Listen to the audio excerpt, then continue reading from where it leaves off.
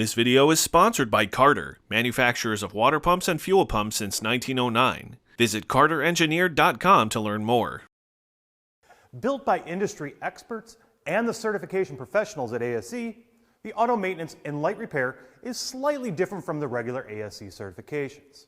The test will have a 1-year requirement of hands-on work experience as compared to the 2-year requirement for the regular A1 through A8 ASE test in auto maintenance and light repair to qualify. And half of that requirement may be met by qualifying vocational training.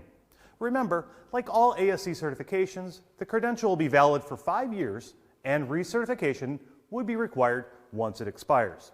Let's take a look at a question that may be found on that exam. As part of a cooling system inspection, what should be performed? A. Verify the coolant has freeze protection to 0 degrees Fahrenheit. B. Pressurize the system to 40 psi to inspect for any leaks. C. Pressure test the radiator cap. Or D. All the above. The correct answer is C.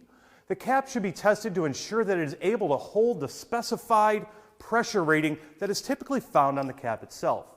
A is not correct because the freeze protection should be negative 34 degrees Fahrenheit. 0 is not enough protection.